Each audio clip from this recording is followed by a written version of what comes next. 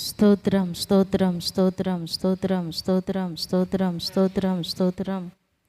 పరిశుద్ధుడా, ప్రేమ కలిగిన తండ్రి, నీ కొందనాలు స్తోత్రమునైనా. ఈ రాత్రికాల సమయంలో జరుగుతున్న కూడికను మీ చేతుల్లోనికి సమర్పిస్తున్నాం. కరెంటును సిస్టమును మీరు స్వాధీనపరచుకున్నందుకు వందనాలు, స్తోత్రం చెల్లిస్తున్నాం తండ్రి. పాటల ద్వారా, వాయిద్యముల ద్వారా మీ నామానికి మహిమ తెచ్చుకొనండి. మీ దాసుల నోట మీ వాక్కులను ఉంచండి. కూడి వస్తున్న ఒక్కొక్కరితో వాక్యములో నుండి మీరు మాట్లాడండి తండ్రి. మీరు మాట్లాడుచుండగా వినగల చెవిని, గ్రహించగలిగిన హృదయాన్ని మాకందరికీ దయచేయమని ప్రార్థిస్తూ, ఈ కూడిక ఆది నుండి అంతం వరకు మీరే అధ్యక్షులుగా, ప్రధాన యాజకులుగా మా మధ్యలోనికి దిగివచ్చి క్రమంగా మర్యాదగా జరిగిస్తూ ఉన్నందుకే నీకు వందనాలు, స్తోత్రం చెల్లించుకుంటూ, సమస్త మహిమ ఘనత ప్రభావం నీకే చెల్లిస్తూ యేసు నామములో అడుగుచున్నాము తండ్రి, ఆమేన్. మొదటి కొరింథీయులకు రాసిన మొదటి పత్రిక 11వ అధ్యాయం 29-30 వచనాలు.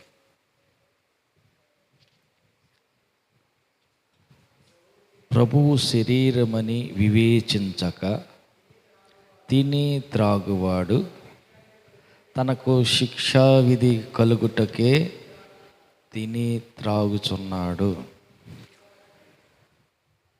ఇందువలననే మీలో అనేకులు బలహీనులను, రోగులునై ఉన్నారు. చాలామంది నిద్రించుతున్నారు. అయితే మనలను మనమే విమర్శించుకొనిన ఎడల తీర్పు పొందకపోదుము. చాలా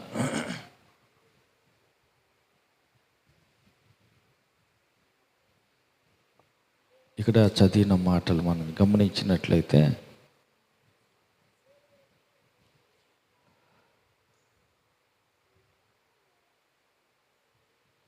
ప్రభువు శరీరము అని వివేచించక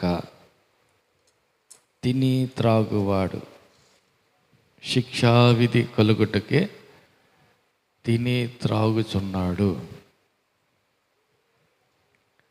అది ప్రభు శరీరం. ప్రభు బల్లలో మనం తింటున్నది ప్రభు శరీరం, తాగుతున్నది ప్రభు రక్తం.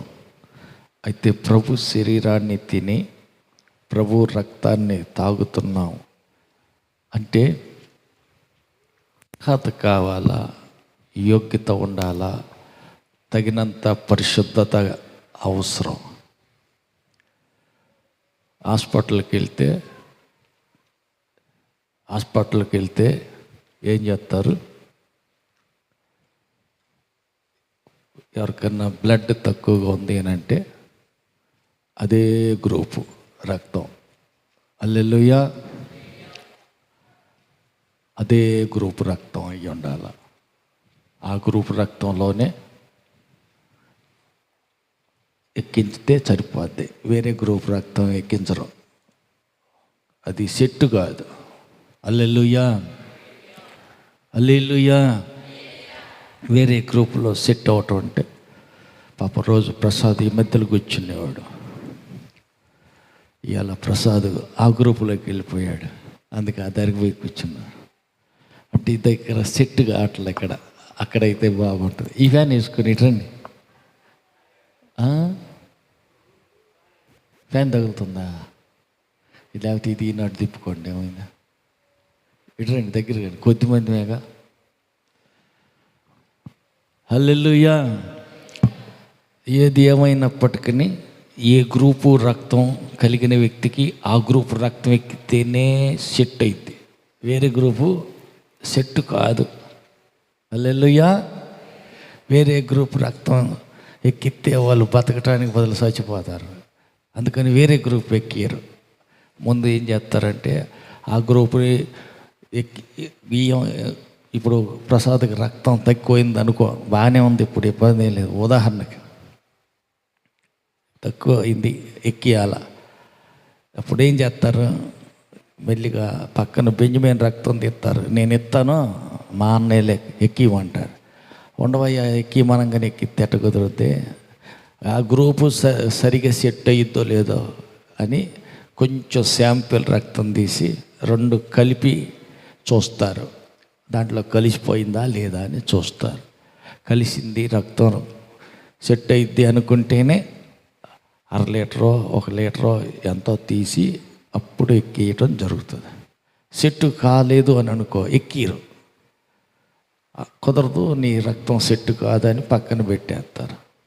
ఇప్పుడు యేసుక్రీస్తు శరీరాన్ని తిని ఆయన రక్తాన్ని తాగుతున్నాము అంటే అర్థం ఏంటంటే ఆయన రక్తం ఎంత పరిశుద్ధమైందో, ఆయన శరీరం ఎంత పవిత్రమైందో అంతే పవిత్రత మన ఒంట్లోకి వస్తుంది అని అంటే, మనం తిని తాగుతున్నామంటే మనకు ఆ అర్హత కావాలా, అంత పరిశుద్ధత మనకు ఉండాలి.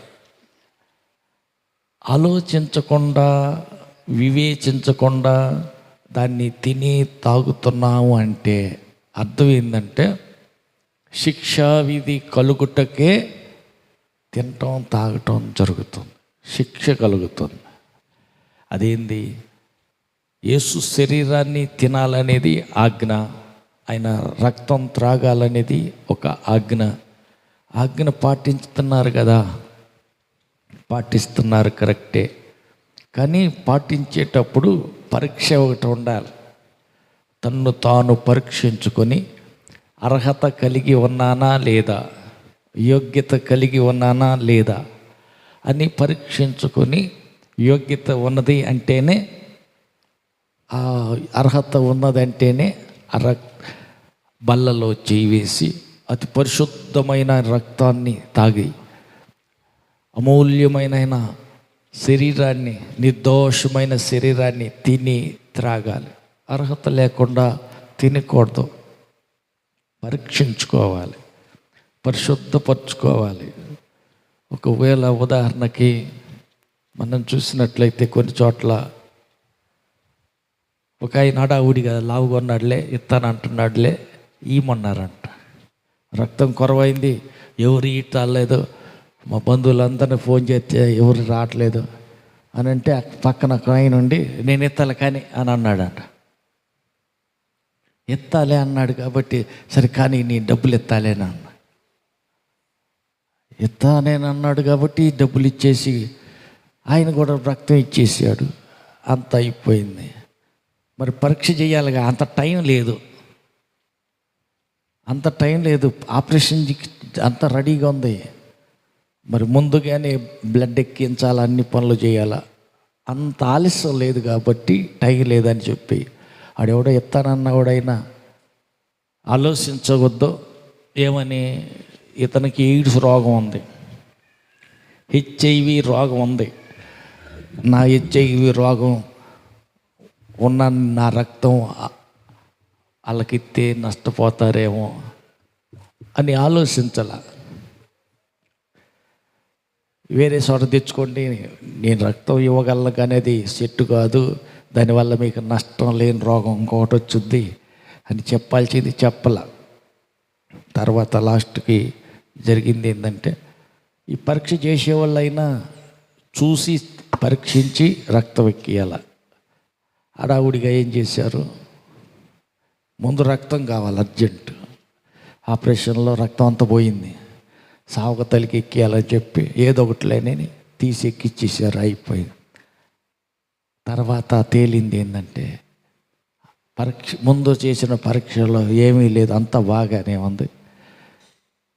అంత మంచిగా ఉన్న తర్వాత కొన్ని ఆనవాళ్ళు కనపడుతున్నాయి, సూచనలు కనపడుతున్నాయి. ఏంటని పరీక్ష చేసి చూస్తే నీకు ఎయిడ్స్ రోగం వచ్చింది అన్న.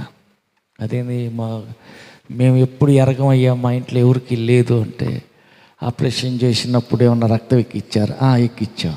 పరీక్ష చేసి ఎక్కిచ్చారా? అది చేయలే, మొత్తానికి ఎక్కిచ్చారు.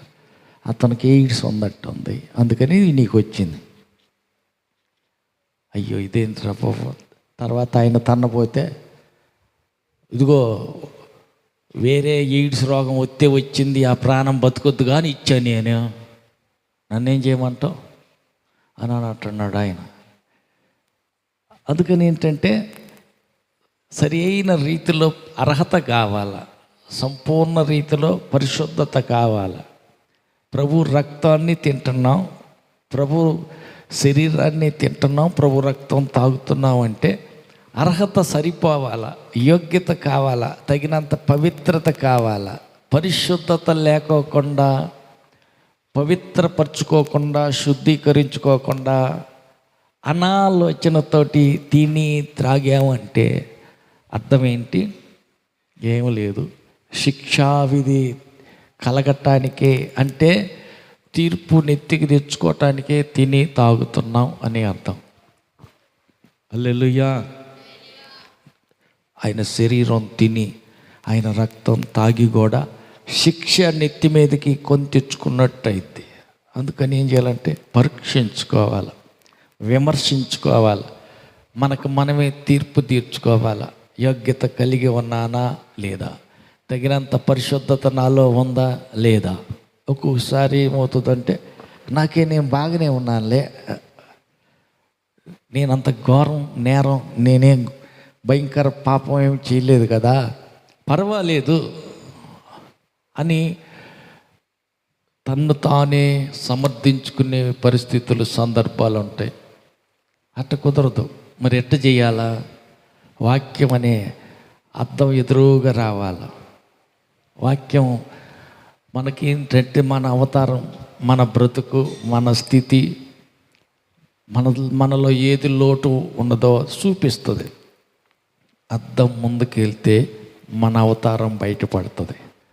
వేరే వాళ్ళు ఎవరు చెప్పినా వాళ్ళు చెప్పేది మనకు అనవసరం, మనకే కావాలి. మనమే స్వయంగా అద్దం ముందు నిలబడ్డామనుకో, అద్దంలో మన ముఖం చూసుకుంటే ఏముంది, ఎక్కడ లోటు ఉంది, ఎక్కడ తేడా ఉంది, మనకే అర్థమైపోద్ది, తప్పు తెలిసిపోతుంది. ఆలస్యం చేసి అద్దం ముందు పరీక్షించుకోకుండా, వాక్యపు వెలుగులో మనలో మనం విమర్శ చేసుకోకుండా, మనకు మనం తీర్పు తీర్చుకోకుండా, మనల్ని మనం సరిదిద్దుకోకుండా, క్షమాపణ కోరుకొని సమాధానపడి ప్రభు దగ్గర పాపాన్ని ఒప్పుకొని అతిక్రమాన్ని దాచిపెట్టకుండా దేవుని ఎదుట సరి చేసుకొని పరిశుద్ధపరచుకొని, ఇప్పుడు నాకు సరైన అర్హత ఉన్నది, ఇప్పుడు తగినంత పరిశుద్ధత ఉన్నది, నన్ను నేను శుద్ధీకరించుకున్నాను అని సరైన రీతిలో సిద్ధపాటు కలిగి, శుద్ధీకరణ కలిగి, తగిన పరిశుద్ధత కలిగి అప్పుడు బలలో చేయి వేస్తే ఏముండదంట, రోగం రాదు. 1, బలహీనుల కాము. 2, ఇంకా అనేకులు నిద్రిస్తున్నారు అని అంట. అంటే ఆత్మలో చనిపోయిన పరిస్థితికి గుర్తు. నిద్రించటం అంటే మామూలుగా శరీరంగా నిద్రపోయే పరిస్థితి అది కాదు. ఆత్మలో నిద్రిస్తుట అంటే ఆత్మలో చనిపోవుట. ప్రభునందు నిద్రించుట అంటే శారీరకంగా ఈ వ్యక్తి చనిపోయాడు. అయితే మరి అక్కడ సంగతి ఏంటంటే ఆత్మలో చనిపోయిన పరిస్థితి. అనేక మంది నిద్రించుతూ ఉన్నారు, ఇంకా నిద్రపోతూనే ఉన్నారు. అంటే ఎందుకు అంటే తాము పరీక్షించుకోకుండా, తాము శుద్ధీకరించుకోకుండా, తమలోనికి తామే తీర్పు తీర్చుకోకుండా, తమ లోటుపాటు లేదో దేవుని ఎదుట వాక్యపు వెలుగులో సరిచూసుకొని శుద్ధీకరించుకొని, అతిక్రమాలు ఏది దాయకుండా ఒప్పుకొని కడుక్కొని శుద్ధీకరించుకొని బలలో చేయి వేస్తే బాగుంటుంది. అలా కాకుండా అనాలోచనగా ఆలోచించకుండా ఏం కాదులే కానీ, పర్వాలేదులే కానీ అన్నట్టుగా ఉంటే ప్రమాదం, శిక్షావిధి కలుగుతుంది. అందుకని శిక్షావిధి కలగకుండా ఉండాలంటే మనకు మనమే విమర్శించుకోవాలి, మనకు మనమే తీర్పు తీర్చుకోవాలి. అందుకని మనం ఆలస్యం చేయకూడదు. ఏదైనా లోటు జరిగింది, పొరపాటు జరిగింది, మాట ద్వారా కావచ్చు, ఆలోచన ద్వారా కావచ్చు, పని ద్వారా కావచ్చు, చేసిన క్రియల ద్వారా ఏదైనా తప్పు తొలింది అంటే సాధ్యమైనంత త్వరగా మనం దేవుని ఎద్దకి వెళ్ళిపోయి మన తప్పిదాన్ని మనం ఒప్పుకొని దేవునితో సంధి కుదుర్చుకోవాలి. సమాధాన పడాలి, మనుషులతోనూ దేవునితోనూ సమాధాన పడాల. చిన్న విషయమే కానీ పెద్ద నష్టాన్ని దారితీస్తుంది. అందుకని అది చిన్నదే కదా అని మనం అశ్రద్ధ చేయకూడదు. అది కొద్ది విషయమే కావచ్చు, చిన్నదే కానీ పెద్ద నష్టాన్ని దారితీస్తుంది. అందుకోసం ఏం చేయాలంటే మనకు మనమే విమర్శించుకోవాలి, మనకు మనమే తీర్పు తీర్చుకోవాలి. మన గురించి మనమే మన హృదయంలోనికి తొంగి చూసుకొని పరిశీలించుకోవాలి, పరిశుద్ధపరచుకోవాలి. అలా చేస్తే అన్నీ నెరవేర్చిన వారమైతే ధైర్యంగా దేవుని ఎదుట నిలబడటానికి మనకు ధైర్యం వస్తుంది. ఎందుకంటే దేవుని ఎదుట నిర్దోషులంగా ఉన్నాం. దేవుని ఎదుట మలినం అపవిత్రత ఏది దాయలా ఒప్పుకున్నాం, కప్పు పెట్టకుండా కడుక్కున్నాం, శుద్ధీకరించుకున్నాం. తగిన అర్హత ఉంది కాబట్టి ధైర్యంగా దేవుని ఎదురుగా నిలబడగలుగుతాం. ఆమేన్. అలా కాకోకుండా ఆలస్యం చేసినట్టయితే, మన తప్పిదాన్ని దాచిపెట్టినట్లయితే వర్ధిల్లలేము. వర్ధిల్లకపోవటానికి అది ఒక కారణం అవుతుంది. అతిక్రమంలో దాచిపెట్టేవాడు వర్ధిల్లడు, కానీ దాటిని ఒప్పుకొని విడిచిపెట్టినవాడు కనికరించబడతాడు. అందుకని మనం ఏం చేయాలంటే దేవుని కనికరం మన మీదకి వచ్చేటట్టు అతిక్రమం దాచిపెట్టకూడదు, ఒప్పుకోవాలి. రెండవది విడిచిపెట్టేయాలి. ఏదో పొరపాటు జరిగింది, ఇక జరగకూడదు, జాగ్రత్త పడాలి. దాన్ని విడిచిపెట్టకుండా అటనే పట్టుకొని ఉంటే ప్రమాదం. దాచిపెట్టకుండా, అది చిన్నదే కావచ్చు, అది పెద్దదే కావచ్చు. కొన్నిసార్లు మనుషుని ఆలోచనలు ఎలా ఉంటాయంటే, అతని దృష్టికి అతను మంచి పనే చేసినట్టు అనుకుంటారు, కానీ చివరికి అది ఏమైందంట, అతని నడవడిక, అతని ప్రవర్తన అతని దృష్టికి మంచిదిగానే కనపడుద్దంట. కానీ తుదకది నరకానికి, నాశనానికి దారితీస్తుంది. అదేంది? అవును, అది చిన్నదే, కొద్దిపాటిదే, కానీ బలహీనతది కొంచెమే అయినప్పటికీ మనం దాచిపెట్టినందువల్ల, ఒప్పుకొని విడిచిపెట్టకపోయినందు కారణాన తీరని నష్టం జరుగుతుంది. అందుకని చాలా జాగ్రత్తగా మనం పరిశీలనగా చూసుకోవాలి. ఒక్కోసారి మనం చూస్తాం, పోలీసు ఉద్యోగానికి పోయాడు, అన్నీ బాగున్నాయి, పరిగెత్తటంలో కానీ ఎత్తులావులో కానీ అన్నీ సరిపోయింది, బాగానే ఉంది. చివరికి వచ్చిన తర్వాత అతని సంగతి ఏం జరిగిందంటే, పరీక్ష చేసి చూస్తే ఈ ఛాతీ ఎన్ని సెంటీమీటర్లు అయితే ఉండాలో దానికి 1 సెంటీమీటరే తగ్గిందంట. అన్నీ సెట్ అయింది, రైటే, అన్నీ బాగానే ఉంది, కానీ ఆ 1 రవ్వే కొంచెం తగ్గిందంట. అన్నిట్లో బాగున్న అబ్బాయి, ఈ కొంచెంలో నువ్వు తప్పిపోయావు, నువ్వు పనికిరావు, అర్హత లేదు, వెళ్ళిపో అన్నారు. ఇంక ఏడుతా ఇంటికి వచ్చేసాడు. అంత అయిపోయింది, అన్ని గెలిచాడు, అన్నిట్లో బాగానే ఉంది, ఇక ఉద్యోగం వచ్చినట్టే, పోలీసు అయిపోయినట్టే అనుకున్నారు. తీరా చూస్తే 1 సెంటీమీటర్ తగ్గింది, ఈ ఛాతీ కొలత కొంచెం తగ్గింది. ఆ 1 కారణం చేత వెనక్కి పంపించారు.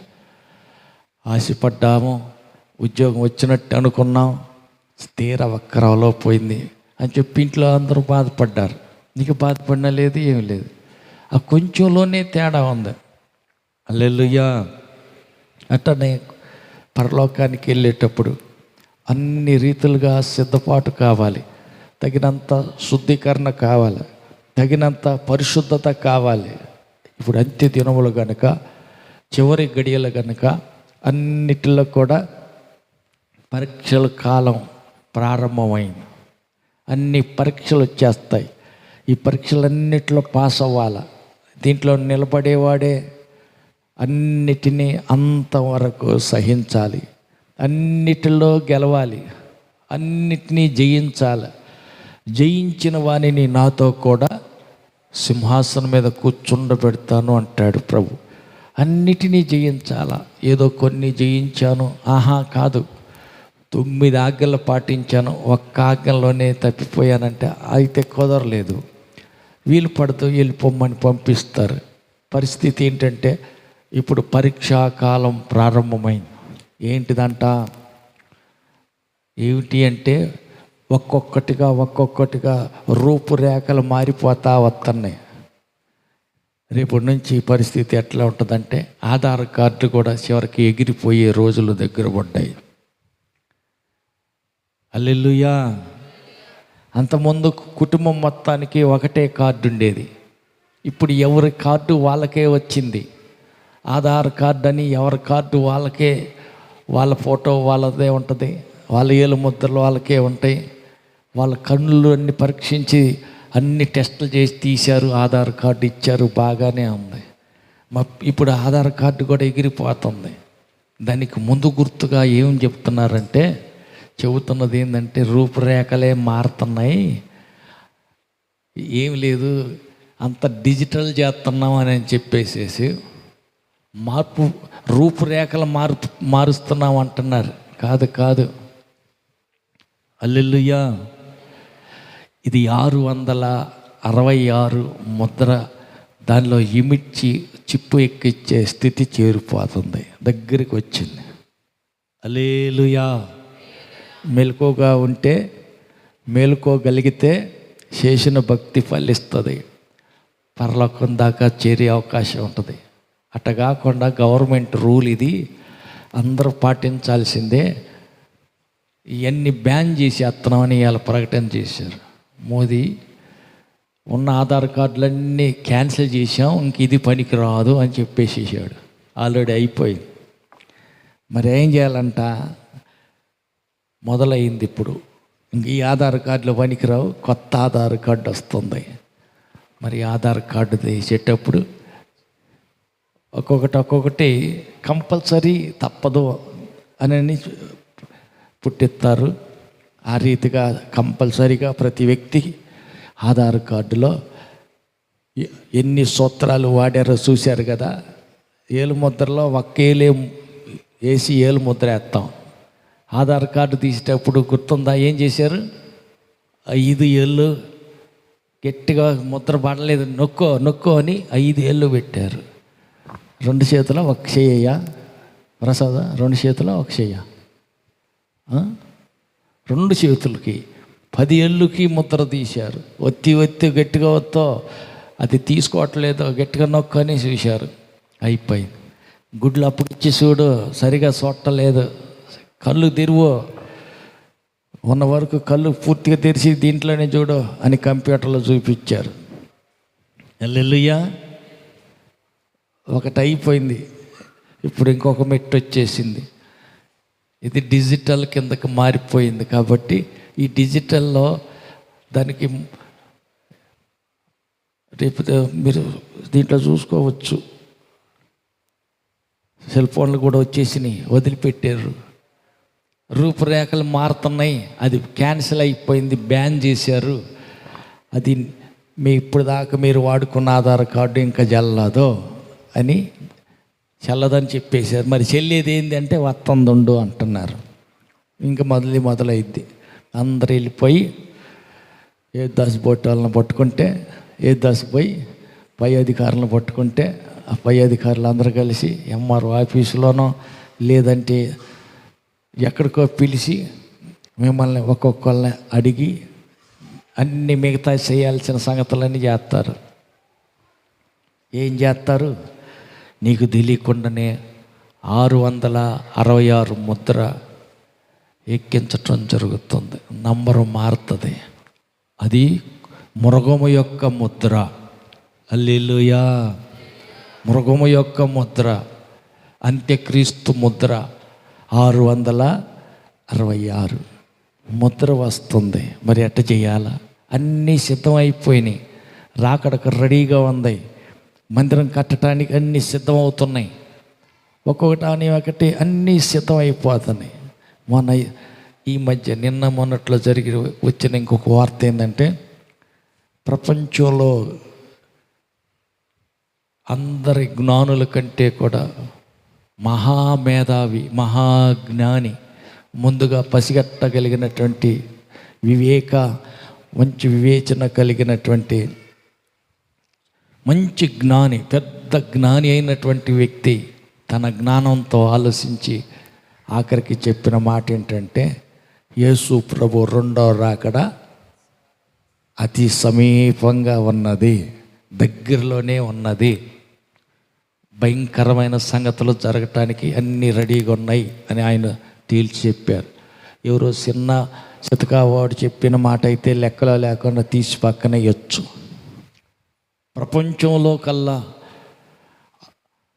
అతి గొప్ప జ్ఞాని అయిన వ్యక్తి ఆయన పరిధికి అందిన దాంట్లో ఆయన చూసి ఆలోచించి చెప్పినది ఏంటంటే, అతి సమీపాన భయంకరమైన సంగతులు జరగబోతున్నాయి అని తేల్చి చెప్పేశారు. పరిస్థితులన్నీ దానికి అనుకూలంగానే పోతున్నాయి. దానెమ్మట ఒకటి దేవునికి విరోధంగా, దేవునికి పూర్తిగా విరుద్ధంగా, వ్యతిరేకంగా భయంకరమైనటువంటి పరిస్థితులు ఒకదాని వెంబటి ఒకటి కలిసి వస్తూ ఉన్నాయి. ఈ పరిస్థితులను బట్టి మనం ఆలోచించుకొని అర్థం చేసుకొని మేలుకోవాలి. నిద్రమత్తులో ఉన్నామంటే చేసిన భక్తి అంతా వ్యర్థమైపోద్ది, చేసినదంతా వృధా అయిపోద్ది. పరలోకానికి వెళ్ళాలని కదా ప్రయత్నం, మన ప్రయాస వ్యర్థం కాకూడదు. అయితే మరి జాగ్రత్త పడాలి. హల్లెలూయా. ఒకటి కాదు, రెండు కాదు, అనేకమైన సంగతుల్లో మార్పులు కనపడుతున్నాయి, అన్నీ మారిపోతున్నాయి. హల్లెలూయా. కాబట్టి మనం నిర్లక్ష్యంగా అశ్రద్ధగా ఉండే టైం అయిపోయింది. మరి ఎట్ట చేయాలా? మెలకువగలిగి ఉండాలి. ఆయన ఇదిగో వస్తానన్న ప్రభు త్వరగా రాబోతున్నాడు. ఆయన గుమ్మం దగ్గరే ఉన్నాడు. ఆయన అతి త్వరలో రాబోతున్నాడు. వచ్చినప్పుడు సిద్ధంగా ఉన్నవారు వెళ్ళిపోతారు. దివిటీలు నూనె తెచ్చి పెట్టుకున్నారు, అంతా సిద్ధంగా ఉన్నారు. పెళ్లి కుమారుడు వచ్చాడు, ఎక్కి రండి అనగానే ఎగిరి ఎక్కి వెళ్ళిపోయారు. మరి సిద్ధంగా లేని వారి సంగతి, దివిటీలో నూనె మాత్రం లేదు. వాళ్ళు నూనె సిద్ధం చేసుకోవాలా, రెడీ కాలా, చేద్దాం చూద్దాం అన్నట్టు అశ్రద్ధ చేసి ఆలస్యం అయిపోయింది. ఆయన రానే వచ్చాడు, వీళ్ళంతా వెళ్ళిపోయారు. సిద్ధబాటు లేని వాళ్ళు, అశ్రద్ధ కలిగిన వాళ్ళు ఇక్కడే మిగిలిపోయారు. అయ్యా తలుపు తీ, మేము కూడా వచ్చాం, నీ నామం పేరట దయ్యాలు ఎలగొట్టాం, రోగుల్ని స్వస్థపరిచాం, నీ నామం పేరట మేము గొప్ప కార్యాలన్నీ చేశాం అయ్యా అంటే, అక్రమం చేయువారులారా మీరెవరో నాకు తెలీదు, నా యొద్ద నుంచి మీరు వెళ్ళిపోండి అని. అదేంటయ్యా, నీ నామం పేరట మేము ఇన్ని పనులు చేసాం కదా, ఇన్ని మంచి పనులు చేస్తే మమ్మల్ని మీరెవరో నాకు తెలియదు అంటావేంటి ప్రభువా? మీరు అక్రమం చేసేవాళ్ళు అంటే క్రమం లేదు, క్రమం తప్పిపోయారు.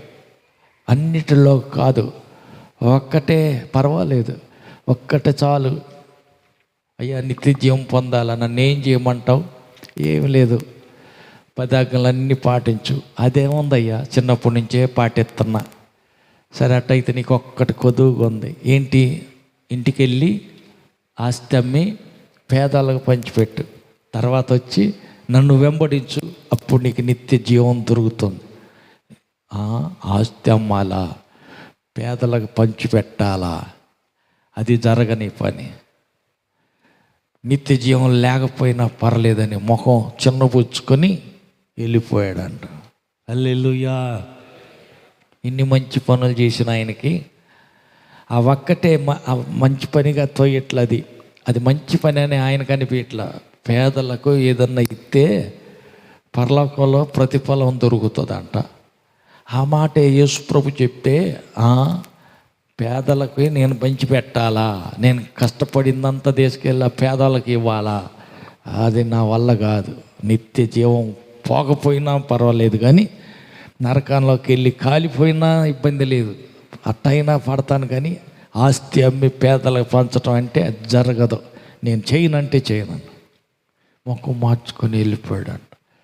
నిత్య జీవానికి కదా వెళ్ళాలి, అవును.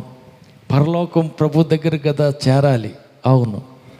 మరి అట్టయితే ఒక్క దాంట్లో తప్పిపోయినా మిగతా అన్నీ చేసినంత వ్యర్థమేనా? వ్యర్థమే. హల్లెలూయా, హల్లెలూయా, హల్లెలూయా. కాబట్టి చేసిందంతా వృధా కాకూడదు. చివరికి అయోగ్యంగా బలలో చేయి వేస్తే శిక్షావిధి కలుగుతుంది. శిక్ష కలగటానికి ప్రభు శరీరం తిని తాగేది కాదు, నిత్య జీవం చేరటానికి. మరి నిత్య జీవానికి వెళ్ళటానికి అయోగ్యంగా చెయ్యి వేయకూడదు. పరీక్షించుకోవాలి, పరిశీలించుకోవాలి. యోగ్యత కలిగి ఉన్నానా లేదా, అర్హత కలిగి ఉన్నానా లేదా. కొన్నిసార్లు ఏమవుతుందంటే మత్తులో ఉన్న వ్యక్తికి, నిద్రావస్థలో ఉన్న వ్యక్తికి ఏమవుతుంది తెలియదు. హల్లెలూయా, హల్లెలూయా. పొద్దున్నే సిద్ధపడి 5 గంటలకు ట్రైన్ ఉంది, ట్రైన్ ఎక్కి ఊరికి వెళ్ళిపోతాం. కాబట్టి రేపొద్దున్నే మేము ఊరు వెళ్ళిపోతాం, అక్క నువ్వు ఇంటికాడే ఉండండి అని 2 పిల్లలకి చెప్పారు. సందకాడే అందరు నిద్రపోయారు. 4ంటికి లేచి స్నానాలు చేసి రెడీ అయ్యి తల్లి తండ్రి ఇద్దరు కలిసి 5ంటికి ట్రైన్ నేరుగా వెళ్ళిపోయి ట్రైన్ ఎక్కి ఊరు వెళ్ళిపోయారు. ఊరు వెళ్ళిన తర్వాత 4 రోజులకు మళ్ళీ వస్తే కొడుకు అంటున్నాడు, ఒరే ఇల్లొత్తాన్రా అని నిద్రపోయేవాడిని లేపి, ఇల్లొత్తాన్రా అక్క నువ్వు జాగ్రత్త అని అన్ని వివరాలు చెబుతాం. సరిపా అన్నాడు. పడుకున్నాడు, నిద్రపోయాడు. మళ్ళీ వచ్చి నాకు చెప్పకుండా పోయారు మీరు అని తగాదాడుతున్నాడు. చెప్పాం కదరా, ఎప్పుడు నువ్వు నాకు ఎప్పుడు చెప్పావు, అసలు నాకు చెప్పకపోతే ఒరే నాయనా లేపి కూర్చోబెట్టి అక్క నువ్వు ఇంటికాడ ఉండండి మేము ఊరు వెళ్ళొస్తాం అని చెప్పి కదా వెళ్ళామంటే నాకు చెప్పలా. ఎందుకంటే నిద్ర మత్తులో ఉన్నాడు కనుక సరే వెళ్ళి రండి అని కూడా చెప్పిన సంగతి గుర్తులేదు, మర్చిపోయాడు, తెలియలా నిద్రావస్థలో. అటనే కొన్నిసార్లు మత్తులో ఉన్న వ్యక్తికి అర్థం కాదు. ఏం మత్తు? డబ్బు మత్తు, ఇంకా వ్యభిచార మత్తు, ఇంకా తిండి మత్తు, ఇంకా రకరకాలైనటువంటి మత్తులు. ఆ మత్తులో పడిపోతే ఇంకేమీ అర్థం కాదు. హల్లెలూయా. తను అంత ఖచ్చితంగా ఉన్న గొప్ప భక్తుడే, కానీ తెలియలా, అర్థం కాల. ఒకరోజు అయింది, 1 సంవత్సరం అయింది, ఏమీ తెలియటల్లా, అర్థం కావటల్లా. ఎంత జరిగినా ఆలోచించటంలా, మేల్కోల, నిద్రావస్థలో ఉన్నట్టు మత్తులో ఉండిపోయాడు. ప్రవక్త వచ్చి, రాజుగారు ఒక సంగతి జరిగిందండి మన దేశంలో. ఏమైంది? 100 గొర్రెలోడు వచ్చి 1 గొర్రెోడి దగ్గర ఆ గొర్రె పిల్లని తీసుకెళ్ళిపోయి కోసుకొని తిన్నాడండి. చుట్టాలు తెచ్చి పంచి పెట్టాడు. ఎవడు రోడా, వాడిని సాగు కొట్టాల్సిందే. అట్టయితే ఎవరో కాదండి ఆ మనిషి, నువ్వేనండి అన్న. నేనే అన్నా. అప్పుడు కళ్ళు తెరిచి తెరుపులు పడిని ఆలోచించాడు. ఒరియా భార్యను తీసుకొచ్చావు కదా, నీకు ఇంకా భార్య కావాలంటే దేవుడు రాజు కుమార్తెలో కుమార్తెను తెచ్చి చేయిపోయాడా? అవును, మరి ఎందుకు చేసావు ఇట్ట? తప్పు కదా అంటే అప్పుడు ఆలోచిస్తున్నాడు, అయ్యో నేను తప్పే చేశాను. మరి ఇప్పుడు దాకా ఏమైంది? మత్తులో ఉన్నాడు. నిద్ర మత్తులో ఉన్నట్టు మత్తులో ఉన్నారు. అర్థం కాల, తెలియలా. ఎప్పుడైతే నాతానని ప్రవక్త వచ్చి సంగతి చెప్పాడో ఆలోచించి అప్పుడు కూర్చుని ఆడటం మొదలుపెట్టాడు. హల్లెలూయా, హల్లెలూయా. గర్భిణి వచ్చింది, కొడుకును పుట్టాడు. కొన్నాళ్ళు గడిచిపోయింది, ఇంకా మత్తు దిగల. ఆ బిడ్డ కోసం ఏడ్చాడు, బ్రతుకుతాడనుకుంటే చచ్చిపోయాడు. బిడ్డ చచ్చిపోయిన తర్వాత లేచి అన్నం తిన్నాడు. 40 రాత్రింబగళ్ళు ఏడ్చి కన్నీళ్ళలో పడుపు తేలాడేటట్టుగా కన్నీరు కార్చాడు. తప్పు దొల్లిందని పశ్చాత్తాపడి అప్పుడు కన్నీరు గారుస్తున్నాడు. మరి ఇన్నాళ్ళ సంగతి ఏమైంది? అర్థం కాల, మత్తులో మునిగిపోయాడు, తెలియలా. కాబట్టి కొన్నిసార్లు ఏమంటే ధన వ్యామోహంతో, డబ్బు మీద ప్రేమతో, నిత్య జీవం లేకపోయినా పర్లేదని ఆయన అంటున్నాడు. ఈ బత్షెబా మీద ఉన్న ప్రేమతోటి దేవుని సహవాసం, దేవుని సన్నిధి దూరం అయిపోయింది. దేవుడు ఎడమైపోయాడు. గ్రహించటంలా పుట్టిన బిడ్డ చచ్చిపోయాడు. గ్రహించటంలా లాస్ట్కి ఆఖరికి అర్థమైంది తను చేసింది తప్పు అని. నాతాను ప్రవచనం ద్వారా, ప్రవక్త చెప్పిన మాట ద్వారా కన్నులు తెరవబడ్డాయి. ఆలోచించుకొని తను చేసింది తప్పు అని అప్పుడు ఒప్పుకొని సరిదిద్దుకోవటం జరిగింది. ఎంతగా ఏడ్చాడంటే పరుపు కన్నీళ్లలో తేలిపోయే అంత కన్నీరు గార్చి ఏడ్చాడు. బత్షెబా ఏడ్చింది, దావీదు ఏడ్చాడు, కన్నీరు కార్చి పశ్చాత్తాపడ్డారు. పశ్చాత్తాపడి పరిశుద్ధపరుచుకున్న తర్వాత తిరిగి మరలా వారు కూడుకుంటే కొడుకు పుట్టాడు. సొలొమోను అని పేరు పెట్టారు. ఆయన తర్వాత సొలొమోన్నే దావీదు అనంతరం రాజుగా నియమించటం జరిగింది. హల్లెలూయా. కాబట్టి పరిశుద్ధపరచబడిన తర్వాత, పశ్చాత్తాపం చెందిన తర్వాత, సరైన యోగ్యత కలిగినప్పుడు, సరైన అర్హత కలిగినప్పుడు భార్యాభర్తగా కూడితే పుట్టిన కొడుకే సొలొమోను. హల్లెలూయా. అట్లాగనే మనం కూడా కన్నీరు కార్చి పశ్చాత్తాపడి ప్రభు ఎదుట ఏది దాయకుండా ప్రతి చిన్న విషయానికి ప్రభు ఎదుట ఒప్పుకొని సరిచేసుకొని క్షమాపణ కోరుకొని సిద్ధపడితే ప్రభు బల్లలో యోగ్యత ప్రకారం సిద్ధపడి బల్లలో చెయ్యి వేయగలిగితే ఆయన శరీరం తిని ఆయన రక్తం త్రాగుట మనం ఆయన వల్లే రూపాంతరం చెందటానికి కారణంగా మారుతుంది. ఆమేన్. ఆయన స్వరూపం మనలో రూపం ఏర్పాటు అవుతుంది. ఆయన సారూప్యంలోనికి, ఆయన పోలికలోనికి మలచబడతా చివరికి క్రీస్తు స్వరూప్యంలోనికి మారిపోతాం. చిన్న క్రీస్తుగా రూపాంతరం చెందుతాం. క్రీస్తు కూర్చున్న కుర్చీలో మరణం తర్వాత మహిమ రాజ్యంలోకి వెళ్ళి ఆయనతో పాటు తండ్రి కుర్చీలో మనం కూడా కూర్చోగలుగుతాం. అందుకోసం ఏం చేయాలంటే క్రమం తప్పకుండా ప్రతి నెలలో తాము పరిశీలించుకొని పరిశుద్ధపరచుకొని అర్హత సంపాదించుకొని అయోగ్యంగా కాక యోగ్యత కలిగి బల్లలో చెయ్యి వేయగలిగితే మనం ప్రభు పోలికల్లోనికి, ప్రభు సారూప్యంలోనికి మార్పు చెందుతాం. హల్లెలూయా, హల్లెలూయా. కాబట్టి ప్రభు పోలికలోనికి మనం మార్పు చెందటానికి కోసమై ప్రభు బల్లలో చెయ్యి వేయవలసిన వారమై ఉన్నాం కనుక మనకు మనమే పరిశీలించుకుందాం. ఎక్కడైనా నెల దినాల్లో ఎక్కడైనా తేడా జరిగిందా, మాట ద్వారా కానీ, ఆలోచన ద్వారా కానీ, చూపు ద్వారా కానీ, పని ద్వారా కానీ పొరపాటు ఎక్కడైనా జరిగిందా, ప్రభుతో ఒప్పుకొని సంధి కుదుర్చుకొని క్షమాపణ కోరుకొని శుద్ధీకరించుకుందాం.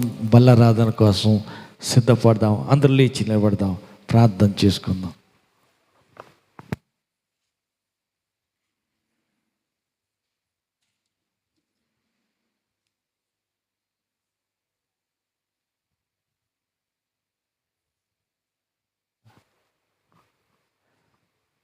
చేతులు ఎత్తుదాం, కళ్ళు ముద్దాం, ప్రార్థన చేద్దాం.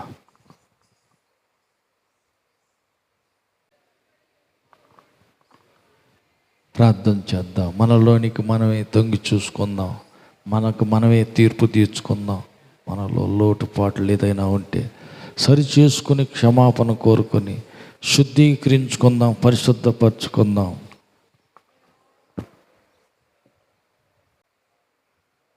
ఇచ్చినందుకై నీకు స్తోత్రాలు. ఎవరెవరి కొరకు ఏ ఏ విషయాల్లో మొరపెట్టారో, విజ్ఞాపన చేశారో వాటన్నిటికీ సమాధానం ఇచ్చినందుకై స్తుతిస్తున్నా. పరిశుద్ధపరచండి, యోగ్యతనివ్వండి, అర్హత ఇచ్చి అధికారపూర్వకమైన పిల్లల వల్లే ప్రభు బలలో చేయి వేయటానికి, ప్రభు శరీరం తిని ప్రభు రక్తం తాగటానికి కావలసిన పరిశుద్ధత, యోగ్యత, అర్హతనిచ్చి నీ బిడ్డలందరినీ పరిపూర్ణంగా శుద్ధీకరించి పరిశుద్ధపరిచి ఆశీర్వదించమని నీ కృపగల హస్తపు చోట బిడ్డలందరినీ దాచి బలపరిచి భద్రపరిచి ఘనత మహిమ ప్రభావం మీరు పొందమని మహిమతో మధ్య ఆకాశానికి రానున్న మా ప్రభు రక్షకుడైన యేసు నామములో ప్రార్థించి వేడుకుంటున్నాము తండ్రి. ఆమేన్. మన ప్రభు అయిన యేసు క్రీస్తు కృపయు తండ్రి అయిన దేవుని ప్రేమయు పరిశుద్ధాత్మని యొక్క అన్యోన్య సహవాసం కూడి వచ్చిన మనకును సర్వలోక పరిశుద్ధులందరికీ సదాకాలం తోడేండి నడిపించునుగాక. ఆమేన్. హల్లెలూయా, హల్లెలూయా, హల్లెలూయా. ఆమేన్. కూర్చుందాం.